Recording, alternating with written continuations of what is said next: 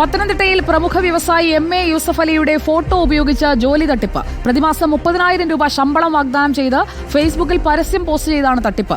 നിരവധി പേരാണ് തട്ടിപ്പിന് ഇരയായത്. പ്രവീൺ പുരുഷോത്തമൻ നൽകും വിവരങ്ങൾ. പ്രവീൺ, ആരാണ് ഈ തട്ടിപ്പുകാർ? സംഘമാണോ, ഒന്നോ രണ്ടോ വ്യക്തികളാണോ?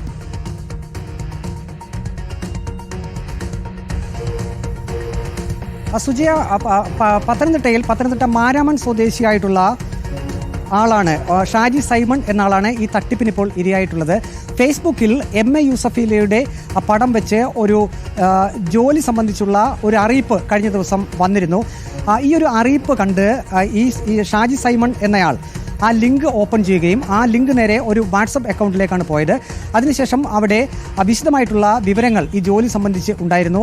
പ്രധാനമായും എം.എ. യൂസഫലി എന്ന സുപ്രധാനമായിട്ടുള്ള ആ വ്യവസായിയുടെ പടം കണ്ടതുകൊണ്ടാണ് ഫേസ്ബുക്ക് വഴി ഇങ്ങനൊരു പരസ്യം വന്നപ്പോൾ ഈ നിർധന കുടുംബത്തിൽപ്പെട്ട ഈ ഷാജി സൈമൺ എന്നയാൾ അതിൽ പെട്ടുപോയത്.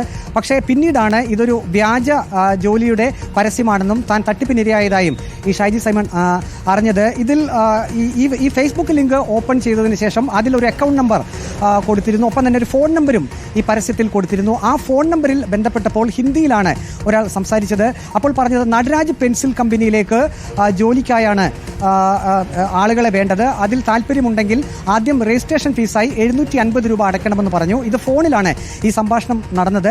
അതിനുശേഷം പണം അടയ്ക്കേണ്ട ഒരു അക്കൗണ്ട് നമ്പർ വാട്സപ്പിൽ ഈ ഷാജി സൈമണ് ഹിന്ദിയിൽ സംസാരിക്കുന്ന ഈ പ്രതി അയച്ചു കൊടുത്തു.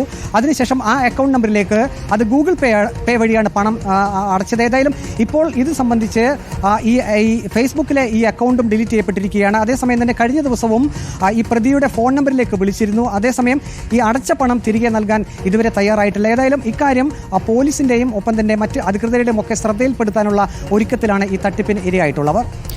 പ്രവീൺ പുരുഷോത്തമൻ, ഇങ്ങനെയുള്ള അറിയിപ്പുകൾ, പരസ്യങ്ങളൊക്കെ കാണുമ്പോൾ അതിന്റെ ഒരു ഒതന്റിസിറ്റി, അത് എത്രത്തോളം ആധികാരികമാണ് എന്ന് ഉറപ്പാക്കിയതിനു ശേഷമേ ഇങ്ങനെയുള്ളതിനൊക്കെ തലവെച്ച് കൊടുക്കാവൂ. എല്ലാ പരസ്യങ്ങളും അത് കൃത്യമാകണം എന്നില്ല.